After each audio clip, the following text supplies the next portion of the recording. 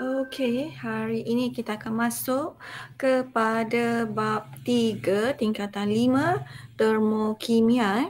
Jadi kita akan mula dengan soalan soalan objektif hari ini. Okey. So kita mulakan.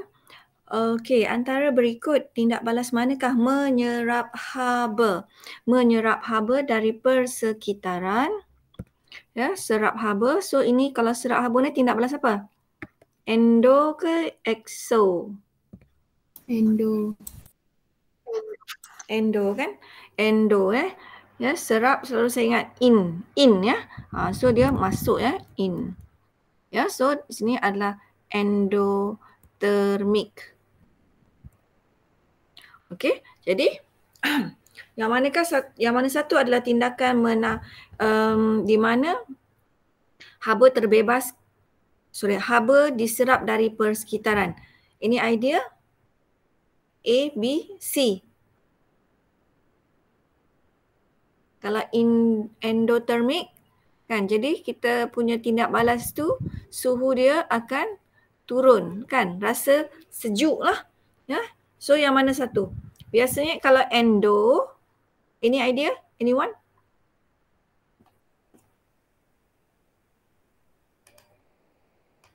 Any idea?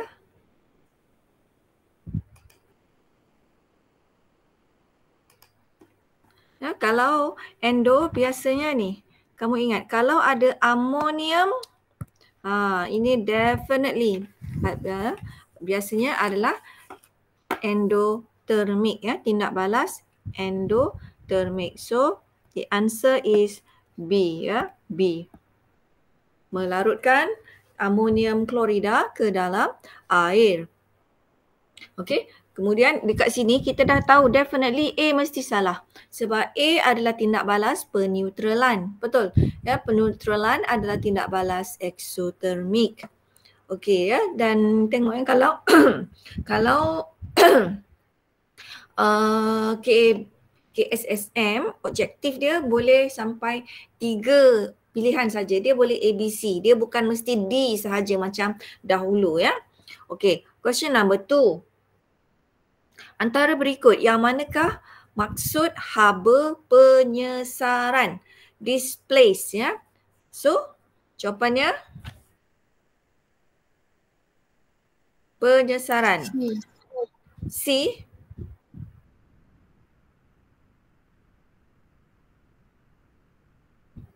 C. Ya. C. Perubahan haba bila 1 mol logam disesarkan dari larutan garam. Okey, betul ya. Ya, daripada larutan garam dia. Okey. Kalau kita sambung apa? Oleh logam yang lebih elektropositif. Nombor 3. Rajah 1 menunjukkan susunan radar bagi menentukan haba pembakaran etanol. Okey, so dia tanya hilang dia punya stem soalan ya. Kehendak soalan. Sepatutnya dia kena tanya apakah X dan Y.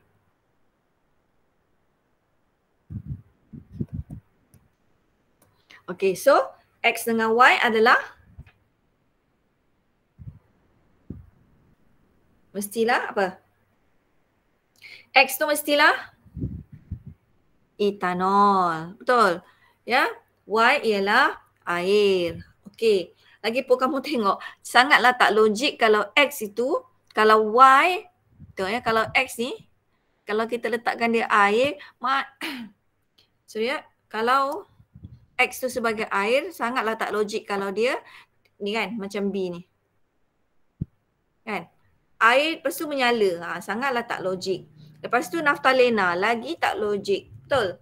Ya, naftalena. Okey?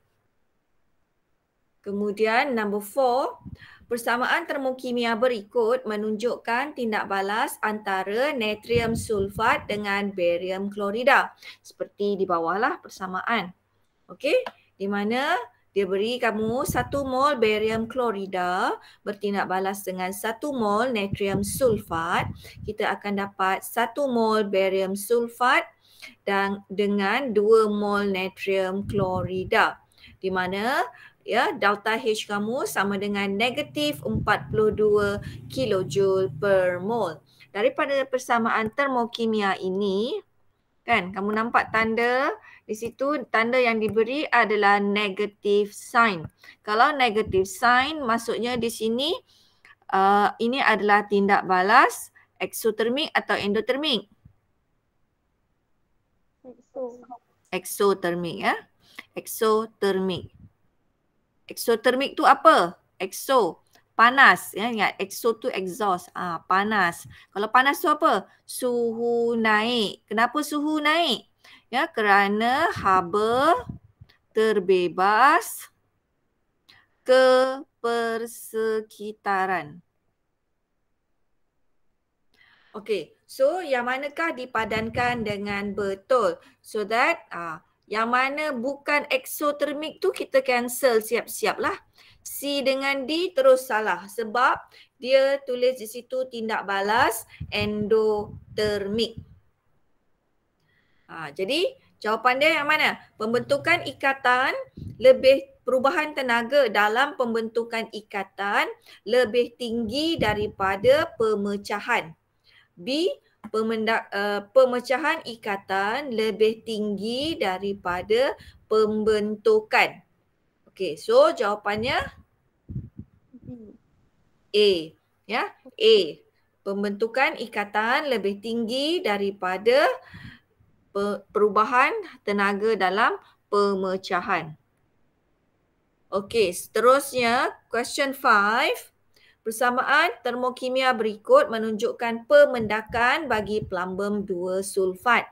Cara tulis ni salah ya. Nanti kamu kalau kamu buat mesti bracket itu tidak ada jarak dengan huruf M pada plumbum. Sepatutnya dia ditulis sebagai plumbum terus 2. Okey, dia tak ada space, okey. Plumbum 2 sulfat. Ya, jadi dia beri kamu 1 mol plumbum nitrat bertindak balas dengan 1 mol kalium sulfat akan menghasilkan 1 mol plumbum sulfat dengan 2 mol kalium nitrat di mana delta H ialah negatif Q kilojoule per mol. Sekali lagi, di sini kita nampak dah ada negative sign. Negative sign ini adalah tindak balas eksotermik. Okey, dalam persamaan di atas, jumlah kandungan tenaga bahan lebih tinggi daripada hasil tindak balas. Betul ke salah? Macam mana graf dia? Gambar rajah aras tenaga dia. Ya, kalau exo macam ni kan? Ya, ni exo. Ya, bahan ini hasil tenaga ya. Okey? Ini delta H kamu. Okey? Kemudian jadi A itu betul ke salah? Jumlah kandungan tenaga bahan lebih tinggi. Bahan lebih tinggi. Betul ke salah? Betul. Betul ya, betul. Kemudian okey yang lain tu memang dah salah lah ya. Q kilojoule tenaga diperlukan. Ya, bukan ya, sebenarnya dibebaskan. Ya. C perubahan suhu ialah Q, salah. Ya, itu bukan theta, Q tu bukan nilai theta. Q ialah jumlah tenaga yang ditukarkan kepada tenaga kimia, juga salah. So jawapan A.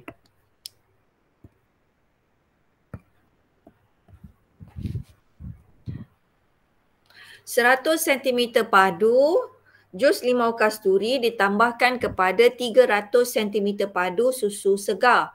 Ini tindak balas apa? Peneutralan, betul?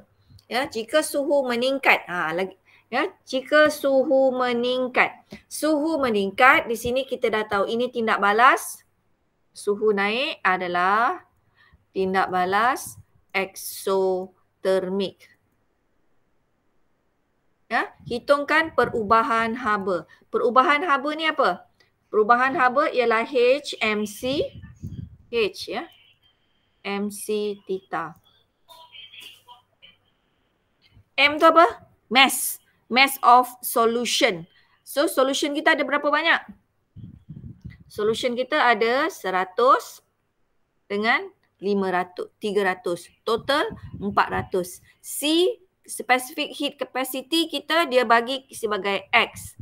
Theta naik 5. So kita terus dapat H ialah MC theta. M kita 400 kan?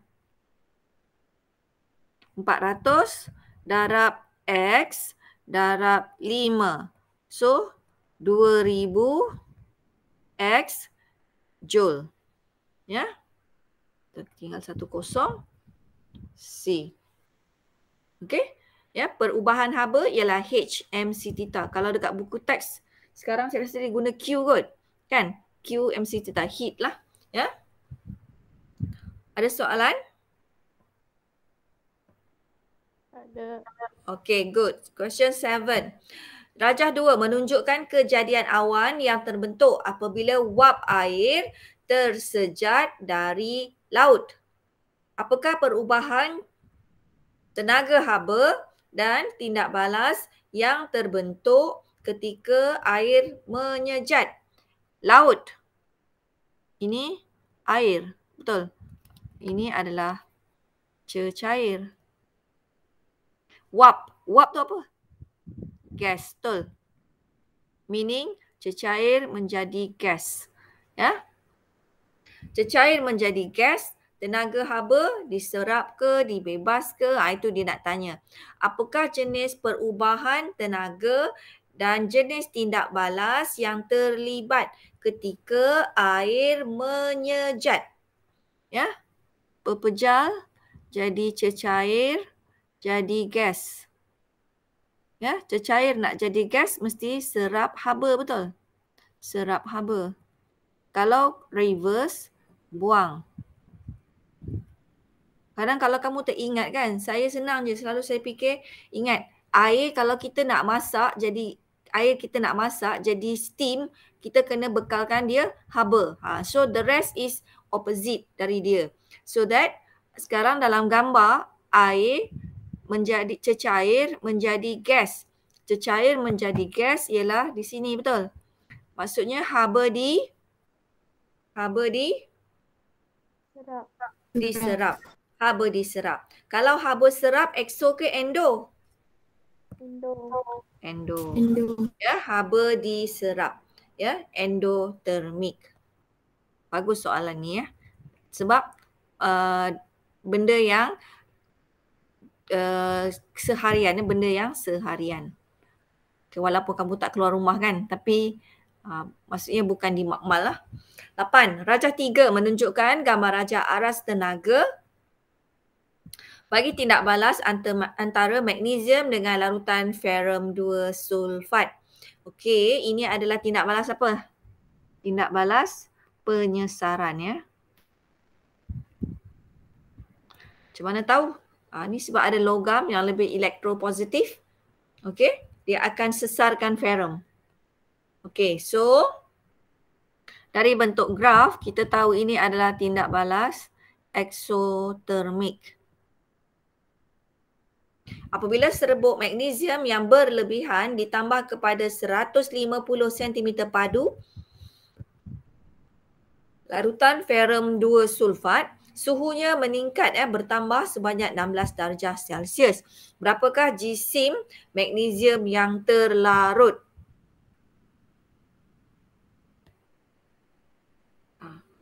Macam mana kita nak kira ni?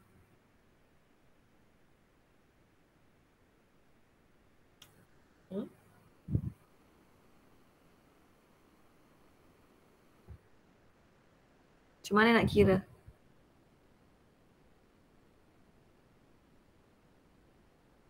Maksudnya dia nak tahu magnesium tu berapa banyak yang bertindak balas.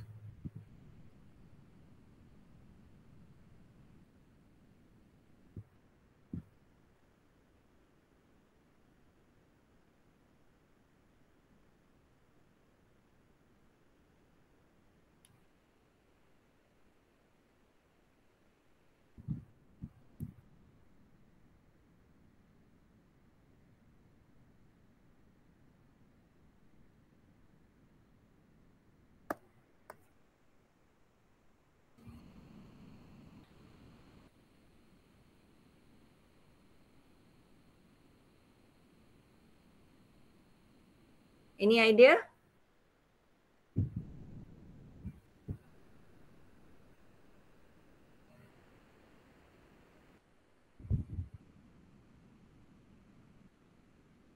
Kira mol dulu ke?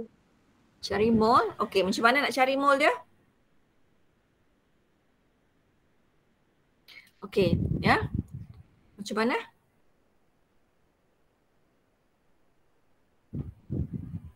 NMV per 1000. Apa dia? N sama dengan MV per 1000. NMV per 1000. N, M, M ada? Ada kepekatan tak dia bagi? Tak ada kan? Ya? Jadi kita tak boleh kira bilangan mol di situ. Okey, so kita gunakan ini. Cuba tengok. Delta H ialah H per N, betul? Kan? Delta H kita ada. N kita nak cari. H kita boleh cari tak? H ialah MC theta. Mass of solution kita ada berapa banyak? 150. C kita ada 4.2. Darab theta, theta kita ialah naik sebanyak 16 kan? Betul tak? Jadi kita boleh dapat nilai ini. Betul? Betul ke? Betul. Betul kan? Jadi dekat sini, kalau saya masukkan balik ke sini, ya, delta H ialah negatif, okey, negatif sign tu tak payahlah ya. 199.5 sama dengan 150 kali 4.2 darab 16, betul? Per dengan N.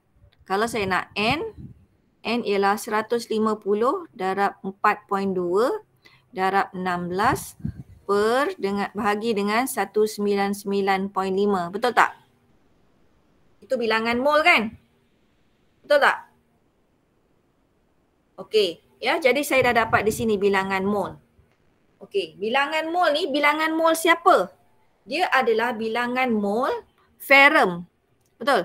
Dia adalah bilangan mol ferrum. Ya, logam yang tersesar. Ya, ini adalah mol ferrum. Okey? Jadi mol ferrum, tapi ini adalah mol bagi ferrum yang tersesar. Jadi dari persamaan 1 mol Mg bertindak balas dengan 1 mol ferrum 2 sulfat produce 1 mol MgSO4 dengan 1 mol Fe, betul? Kan? Jadi kalau macam tu,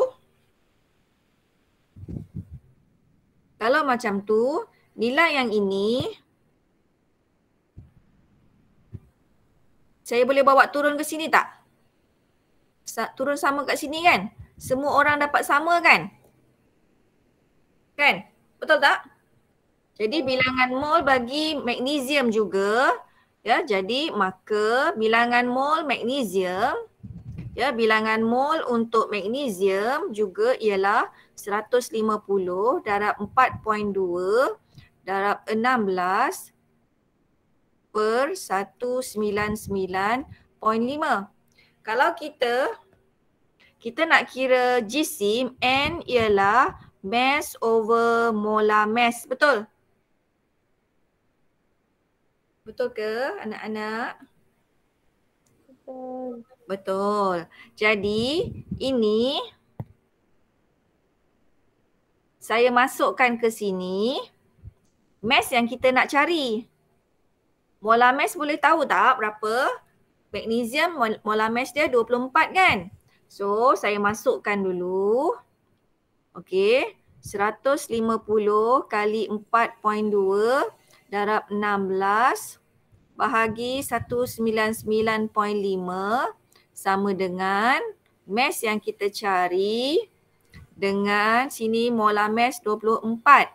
So kalau saya nak jadikan molar mass, jadikan mass GSIM sebagai perkara rumus, saya akan dapat apa? Naikkan 24 tu je kan? Betul tak? Naikkan 24 tu. Betul ke salah? Betul. Naikkan 24. Ke saya ada salah kira kat mana-mana?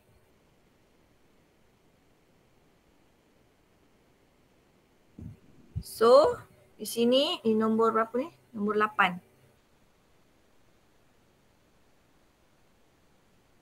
Ya, jadi di sini, ya, saya akan naikkan. Mass ialah 150 kali 4.2 kali 16 kali 24 per 199.5. Kat mana? Ya, ada tak pilihan jawapan?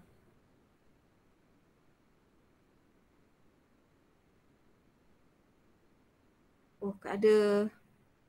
Yang paling dekat di situ ialah B. Sekejap. Kita tengok kenapa ada kali 1000?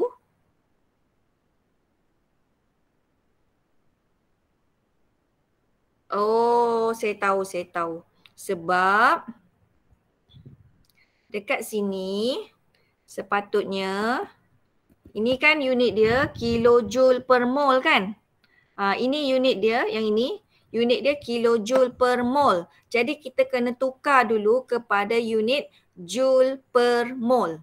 Ya, so di sini dia kali 1000. Okey? So di sini pun kali 1000 lah. Okey.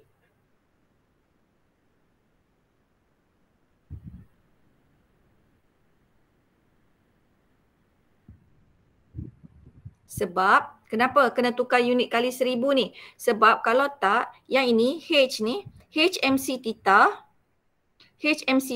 ni unit dia joule.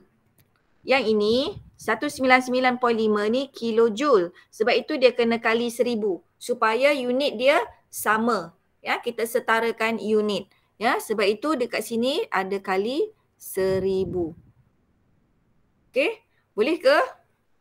Ni panjang ni. Ya, panjang cara pengiraan dia. B. Bukan kira pun sebenarnya. Ya, kita tukar sahaja. Okey, next. Kita tengok 9. Persamaan termokimia berikut menunjukkan pembakaran bagi etanol di dalam oksigen berlebihan. Apakah jisim, diberi 1 mol etanol bertindak balas dengan 3 mol oksigen menghasilkan 3 mol air dan 2 mol karbon dioksida, di mana delta H ialah negatif P kilojoule per mol. So kita nampak di sini exothermic. Apakah jisim etanol yang digunakan jika etanol dibakar lengkap untuk membebaskan Q kilojoule haba?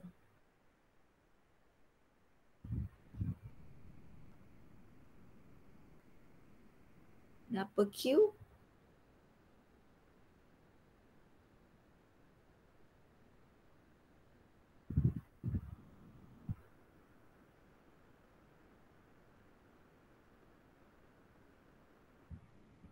Dekat sini P.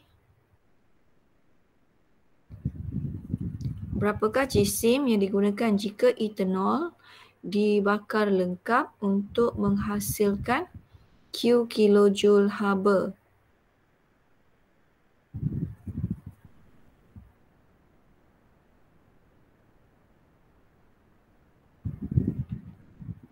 Any idea?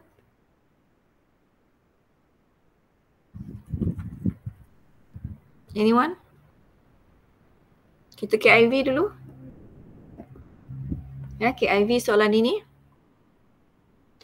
Haba pembakaran etanol ialah negatif 131 kilojoule per mol, ya, delta H dia lah. Jika 3 gram etanol dibakar untuk memanaskan 300 cm padu air, hitungkan penambahan suhu. Maksudnya dia nak delta, dia nak theta lah. Okey. So, berapa?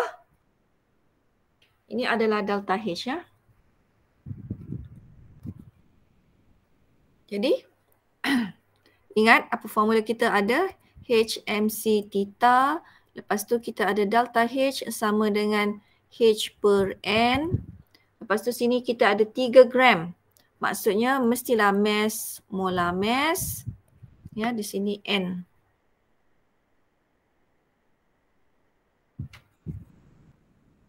Okey. Ya. Jadi dekat situ kita boleh kira mol etanol ya. Mol etanol ialah berapa? Ya, 3 gram bahagi etanol punya molar mass berapa? Etanol C2H5OH.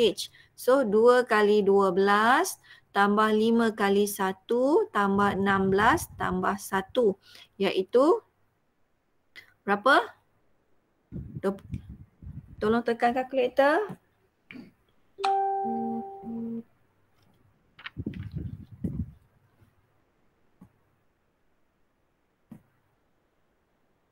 RM46 betul?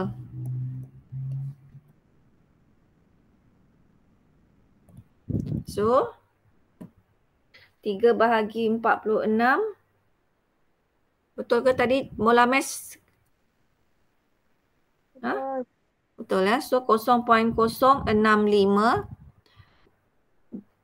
mol ya. Kita ambil 652 ya mol. Okey. So kita dah dapat yang ini. Ya, kita dah dapat nilai N. Kita nak cari H, betul? Ya. So H ialah delta H kali dengan N. Delta H kamu diberi 1371 kilojoule per mol darab dengan 0.062 tadi mol. Kamu akan dapat darab dengan 1371 89.413 kilojoule. Betul? Kalau saya tukar kepada unit joule, ya dia akan jadi kali 1000 lah. Ya, 89.413. Saya ambil ini je ya, joule. Jadi stepnya seterusnya saya dah dapat juga nilai H, cari H sahaja. H sama dengan MC theta. Theta ialah H per MC iaitu 89413 joule bahagi 4.2 joule per gram per darjah Celsius. Ya, dari darab dengan apa? Darab dengan C. Mass kita, mass tadi tak sebut kat depan. Mass 300 gram air. Ya. So gram per gram. Joule per joule. Tinggal unit darjah Celsius sahaja. Sekejap. Ya. So kita akan jadi berapa? Ya, berapa jawapan dia?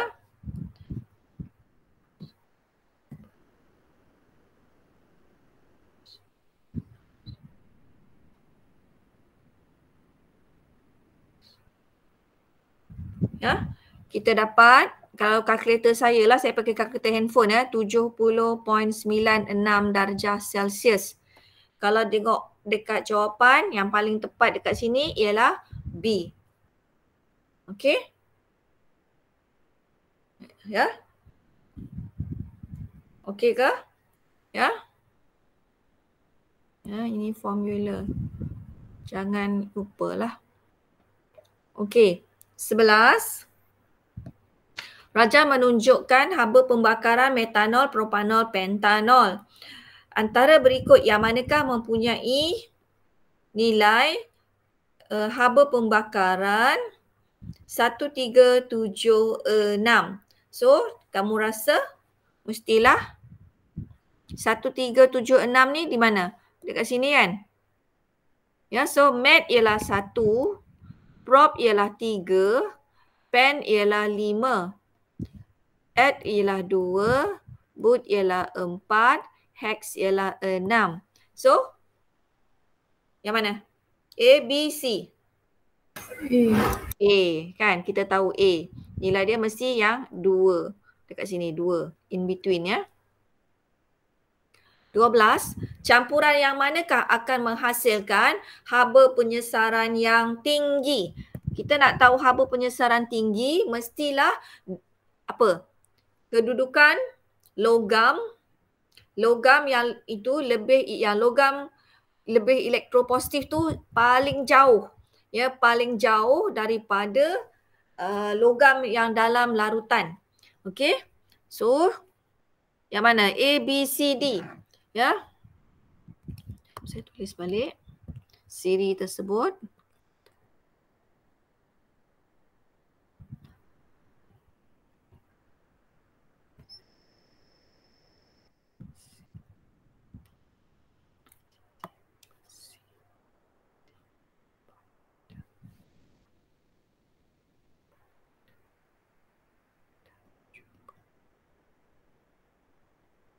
Okay. So, kita tengok ya. Yang mana? Kamu tengok. Kalau A, magnesium dengan cuprum. B, zinc dengan cuprum. C, ferrum. Dengan cuprum. Yang mana paling jauh? A ya. So jawapannya A. Okey. 13.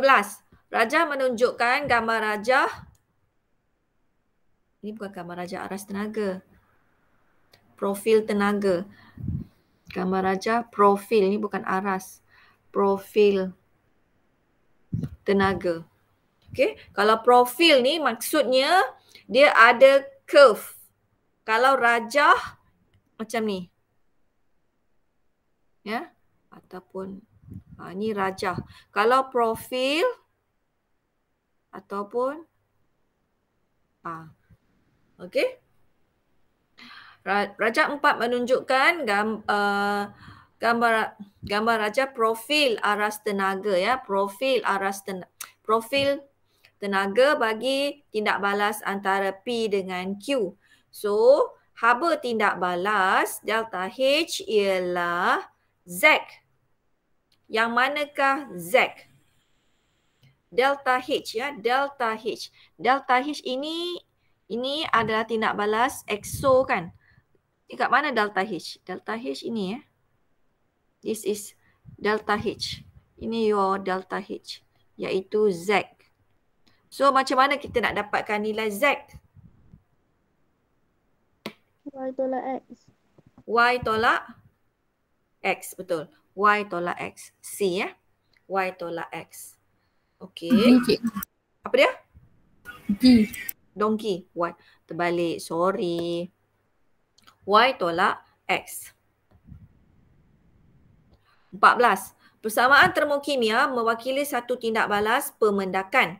Okey, kita ada natrium karbonat ya, bertindak balas dengan 1 mol kalsium nitrat menghasilkan 1 mol kalsium karbonat dengan 2 mol natrium nitrat, di mana delta H kita haba tindak balas ialah positif 30 kilojoule per mol. So ini adalah endotermik. Diberi 100 cm padu larutan natrium karbonat 1 molar ditambah juga kepada 100 cm padu kalsium nitrat 1 molar. Berapakah theta? Okey, boleh cari tak? Boleh kan? Boleh cuba tak semua orang? Boleh cari tak?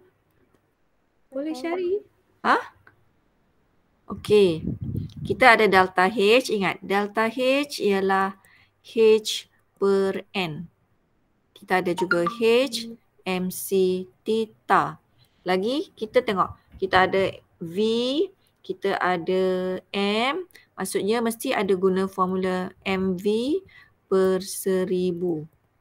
N dekat sini ialah N yang ini.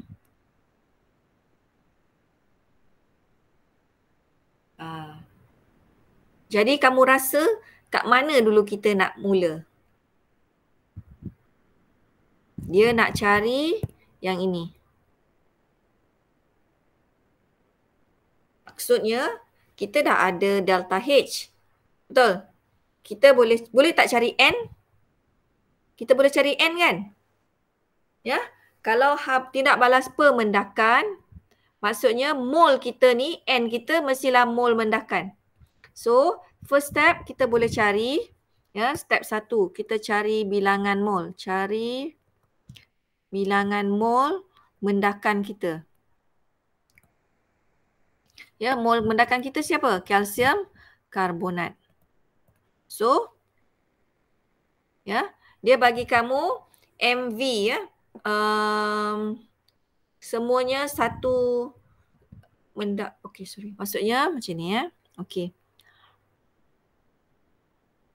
N untuk natrium karbonat MV per 1000 iaitu 1 kali 100 bahagi 1000 iaitu 0.1 mol. N untuk kalsium nitrat juga MV per 1000 iaitu 1 kali 100, ya, 1 kali 100 bahagi 1000 dapat 0.1. Setakat ni faham tak? Faham ke? Faham. Okey, jadi kita tengok persamaan tadi diberi 1 mol natrium karbonat bertindak balas dengan 1 mol kalsium nitrat menghasilkan 1 mol kalsium karbonat. Hujung tu saya tak nak tulis sebabnya dia tak ada kaitan. Maka dari pengiraan kedua-duanya 0.1 kan? 0.1 mol natrium karbonat bertindak balas juga dengan 0.1 mol kalsium nitrat definitely akan menghasilkan 0.1 mol juga kalsium karbonat. So dekat sini saya dah dapat N. Okey, saya dah dapat N, ya. Okey. Boleh tak saya cari nilai H? Delta H kan dah ada kan? So, step number 2. Cari H. Delta H sama dengan H per N. H ialah delta H darab N. Delta H kita ialah 30 kilojoule per mol darab 0.1 mol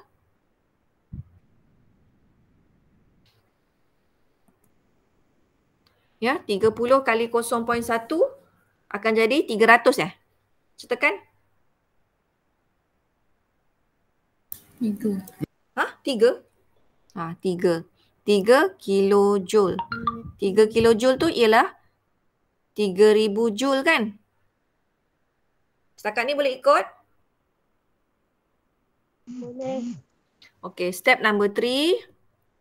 Cari theta. Macam mana nak cari theta? H ialah MC theta. Theta ialah H per MC. Betul? Jadi 3000 joule bahagi dengan 4.2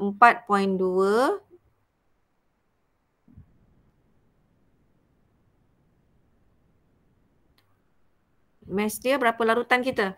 Larutan kita berapa banyak? 100 campur 100. Jadi mass larutan kita ialah 200.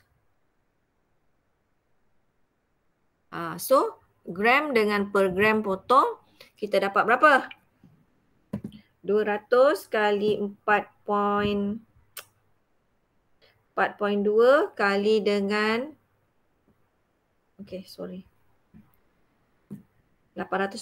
Jadi 3000 bahagi 840 ialah 3.57 darjah Celsius. Ada ke? 3.6 kan? Ya, tekan kalkulator kamu. Okey. Macam tu. Ya. Sebenarnya kalau pengiraan dalam bab ini sangat mudah. Ya, sangat mudah. Okey, boleh? Seterusnya, soalan 15. Ada masa lagi sikit ya. Gambar rajah menunjukkan rajah 5 menunjukkan gambar rajah aras tenaga, ini endo, ya, antara bahan T dengan air. So yang manakah T? Nampak dah tu. Kalau endo, cari apa? Amonium. So jawapannya B. Okey, 16. Persamaan termokimia berikut, ni kena kira ya. Mewakili tindak balas peneutralan antara 25 cm padu asid nitrik dengan 25 cm padu larutan kalium hidroksida yang sama kemolaran. Suhu meningkat sebanyak 7. So theta is 7 ya. Diberi kamu muatan haba tentu dan juga ketumpatan. Okey. Apakah kemolaran bagi kedua-dua larutan? Dia nak tahu kepekatannya. So, apa yang maklumat kita ada? Kita ada delta H. Delta H ni apa? H per N, betul? Kan? Ya? Kita boleh cari nilai H tak? H ialah MC theta. Lepas tu, kita ada kepekatan dengan ada V dengan kepekatan kan? Dia nak cari kepekatan. So, di situ mol ialah MV per 1000. Dan kita nampak dekat sini semua 1 mol, 1 mol, 1 mol, 1 mol. So, kita nak mula di mana? Ya? So, kita boleh mula dekat sini. Sebab M, mass larutan ada. C ada. Theta pun ada. So, step number 1. Kita boleh cari di sini HMC theta. Mass larutan 25 tambah 25. Darab 4.2.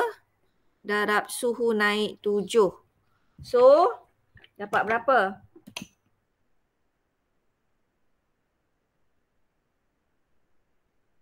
Satu 1470 Joule. Betul? Kan? Kita dah dapat H.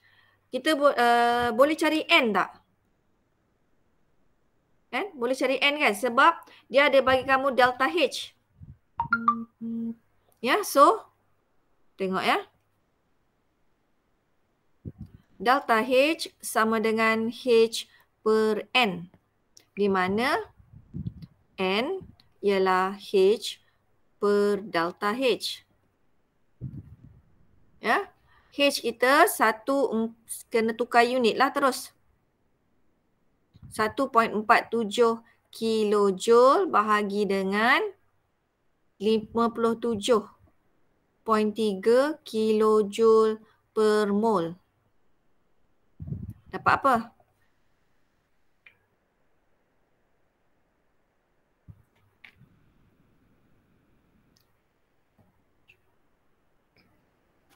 Kosong 257. Saya ambil 3 angka bererti ya.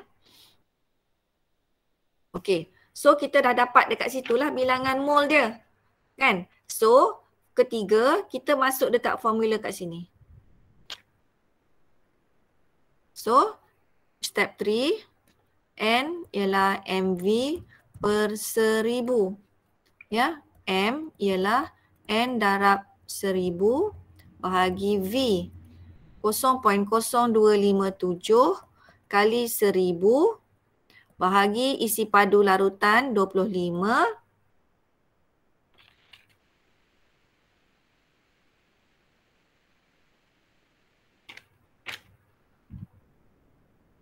kita akan dapat lebih kurang, kalkulator saya 0.26. Ya, molariti mol di M padu.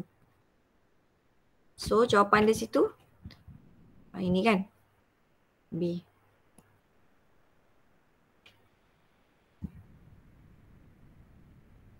Dekat sini saya skip satu step yang 1 mol apa? HNO3 tambah 1 mol larutan KOH KOH menghasilkan 1 mol air. Kenapa saya cerita terus pada air? Sebab ini tindak balas peneutralan. Garam yang terhasil tu tak payah sebutlah kan. Ni salah ni. Ini sepatutnya KNO3. Ya, KNO3 tu tak payah disebut. So maka di sini kalau 0.0257 mol asid nitrik mestilah juga bertindak balas dengan 0.0257 mol KOH juga menghasilkan 0.0257 mol air. So bilangan mol air ni sebab dia dah sama kan. So salah satu ni pun mesti bilangan mol dia sama. Sebab itu saya guna bilangan molnya terus kat situlah. Okey. Jadi dapatlah nilai dia 1.03. Okey. So saya berhenti di sini. Ya, masa saya dah habis. Jadi tunggu sekejap saya nak check attendance. Link saya bagi sekejap lagi ya. Petang lah kot lepas sembahyang Jumaat. Petang ni kita ada kelas kan? Betul? Betul ke? Sekejap saya tengok attendance. Attendance kita hari ni ada Desi. Desi apa khabar? Sihat? Iwan, Maji, Sarah, Ayuni, Alia, Syahira, Natasha. Okey. So jumpa lagi petang ini insya-Allah. Terima kasih semua. Terima kasih, Cikgu. Terima kasih. Cikgu. Terima kasih.